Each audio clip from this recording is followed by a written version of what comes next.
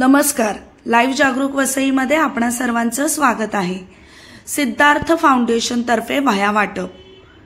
वसई तालुक्यातील कामण कोल्ली चिंचोटी परिसरातील जिल्हा परिषद मराठी शाळेतील विद्यार्थ्यांना सिद्धार्थ फाउंडेशन यांच्या सौजन्याने वह्या वाटप कार्यक्रम उत्साहात पार पडला. या कार्यक्रमामुळे विद्यार्थ्यांमध्ये नवा उत्साह संचारला होता. यावेळी आकाश गायकवाड, विनोद गवळी, हेमंत सुतार, अजय सिंग, उदयराज यादव, लक्ष्मी शुक्ला, पंकज शुक्ला, कोळी, शिक्षक वर्ग व गावातील इतर ग्रामस्थ हजर होते. कार्यक्रमाच्या सुरुवातीला मान्यवरांचे स्वागत करण्यात आले. त्यानंतर सिद्धार्थ फाउंडेशन यांच्या वतीने शाळेतील सर्व गरजू विद्यार्थ्यांना वह्या वाटप करण्यात आले. वह्या मिळाल्यानंतर विद्यार्थ्यांच्या चेहऱ्यावर आनंद स्पष्ट दिसत होता. भविष्यात यशस्वी होण्यासाठी कठोर परिश्रम करण्याची आवश्यकता असते असे प्रतिपादन मान्यवरांनी केले. तसेच शिक्षणाचे महत्त्व समजावून सांगितले. सिद्धार्थ फाउंडेशन संस्थेतर्फे नेहमीच अनेक उपक्रम राबविले जातात. त्यामध्ये उत्पन्न दाखला, अधिवास दाखला, रेशन कार्ड, ज्येष्ठ नागरिक कार्ड, विद्यार्थ्यांसाठी करिअर गायडन्स, विभागातील गुणवंत विद्यार्थ्यांचा सत्कार, आरोग्य शिबिर, नेत्रचिकित्सा शिबिर, कॅन्सर निदान शिबिर, वृक्षारोपण, मतदार नोंदणी यांचा समावेश आहे. तसेच संस्थेमार्फत गरजूंना वेळोवेळी मदत देखील केली जाते. या संस्थेचे संस्थापक अध्यक्ष कामण ग्रामपंचायतचे सरपंच ॲडव्होकेट दिनेश हरेश्वर म्हात्रे आहेत.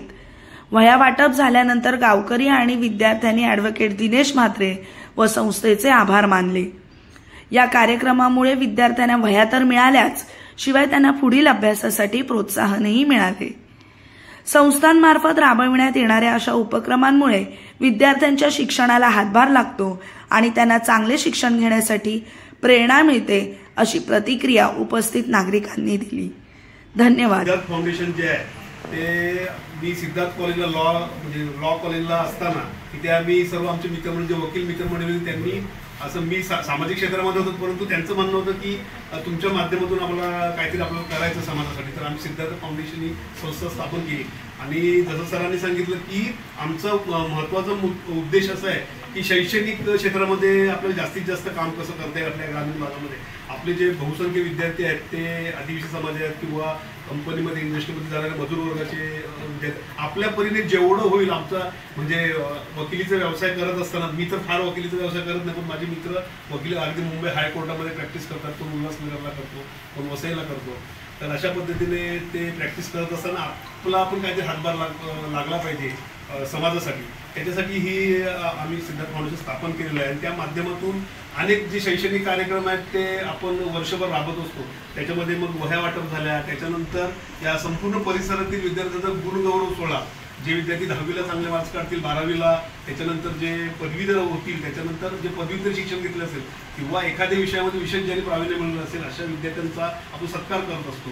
त्याच्यानंतर सर्व आपले जे विद्यार्थी बहुतेक आहेत म्हणजे आदिवासी भागातले बहुतेक त्यांना उत्पन्नाचे दाखले लागतात, त्याच्यानंतर अधिवास दाखले लागतात. ते दाखल्यांचं दरवर्षी न चुकता गेल्या कित्येक वर्षापासून ते शिबिर आपण आयोजित करतो आणि विद्यार्थ्यांना म्हणजे अगदी घरपोच सुद्धा दाखले आपण देण्याचं काम करत असतो. त्याच्यानंतर वृक्षारोपणाचा कार्यक्रम असेल. त्याच्यानंतर तुम्हाला सांगतो की मागे चिपळूणला पूर परिस्थिती आलेली तेव्हा पूर्ण सिद्धार्थ फाउंडेशन तिकडे जाऊन आम्ही त्यांना सुद्धा मदत करण्याचं काम केलेलं आहे. तर शैक्षणिक काम करत असताना पर्यावरणाच्या दृष्टीने सुद्धा काम झालं पाहिजे. सर्वात महत्त्वाचं जर सांगतो गेल्या कित्येक वर्षापासून आपण जे आपल्या भागातले विद्यार्थी आहेत ते 10वी पास होतात, 12वी पास होतात, पण पुढे जाऊन काय करायचं ते त्यांना दिशा नसते. तर त्याच्यासाठी आपण दरवर्षी करिअर गायडन्सचं कॅम्प आपण ठेवत असतो. मग त्याच्यामध्ये विद्यार्थ्यांना म्हणजे बरेच आपल्या ग्रामीण भागातले विद्यार्थी आहेत त्यांना मेडिकलला जायचं पण काय करायला पाहिजे ते माहीत नाही. त्याच्यानंतर इंजिनिअरिंगला जायचं, त्याच्यासाठी एंट्रन्स एक्झाम असतात, JEE असेल, नीट असेल, त्या एक्झाम असतात, त्या विद्यार्थ्यांना माहीत नाही. त्याच्यानंतर म्हणजे मोठे विद्यार्थी आहेत त्यांना बँकेच्या एक्झाम कशा द्यायच्या, रेल्वेच्या एक्झाम कशा द्यायच्या, बरं आपल्याकडच्या विद्यार्थ्यांना MPSC UPSC काय माहिती नाही. तर त्याच्याबद्दल मार्गदर्शन अशा पद्धतीने ह्या आमच्या संस्थेच्या माध्यमातून आम्ही काम करत असतो. तर आज तुम्हाला या ठिकाणी आमच्या फाउंडेशन या पूर्ण परिसरातल्या जेवढ्या शाळा आहेत सर, आपण तेवढ्या आपल्यापर्यंत जेवढं होईल तेवढं आपण करत असतो. आता तुम्हाला माहिती कामूनची शाळा जवळजवळ आमच्या 1100 विद्यार्थी आहेत, बेलकडीची शाळा आहे, कोल्लीची शाळेला आता झालं, देवदरची शाळा आहे, अशा प्रत्येकाने काही प्रायव्हेट शाळा ज्यांना बरोबर गरज आहे. आता कामन विद्यालयाची शाळा आहे, त्याच्यामध्ये बहुसंख्य आपले स्थानिक आदिवासी विद्यार्थी त्याच्यामध्ये शिकत असतात, तर त्या शाळेला आपण मदत करण्याचा प्रयत्न करत असतो. तर आज तुम्हाला या ठिकाणी वह्या वाटप करण्याचा कार्यक्रम आपण केलेला आहे. तर तुम्हाला या ठिकाणी एवढंच सांगतो विद्यार्थी मित्रांनो की यांचा वापर चांगल्या पद्धतीने करा. आपले आई वडील कोण शेतीवर जाते, कोण इंडस्ट्रीमध्ये कामाला वगैरे जाते, बरोबर ना, आणि त्यांची अपेक्षा असते बाबा आमची मुलगी किंवा मुलगा शाळेत गेला आणि चांगलं शिक्षण घेतलं तर पुढे जर तो चांगल्या नोकरीला लागला किंवा चांगला अधिकारी झाला तर आपले चांगले दिवस येतील.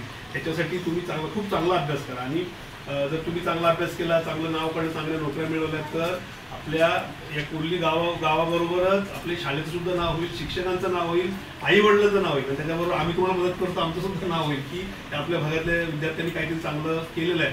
आणि तुम्हाला या ठिकाणी एवढं सांगतो की आम्ही जसं सामाजिक काम करत असतो तर भविष्यामध्ये तुम्ही सुद्धा मोठे झाले, चांगल्या नोकरी लागले तर आपल्या या शाळेमध्ये येऊन आपले जे विद्यार्थी आहेत त्यांच्यासाठी केलं पाहिजे. आणि अजून एक सांगतो की जे आपले शिक्षक आहेत ते आता म्हणजे हे सर अतिशय मेहनत करतात आणि तुम्हाला तुम्ही बघत असाल, शिकवत असतात, तर यांना कधी विसरू नका.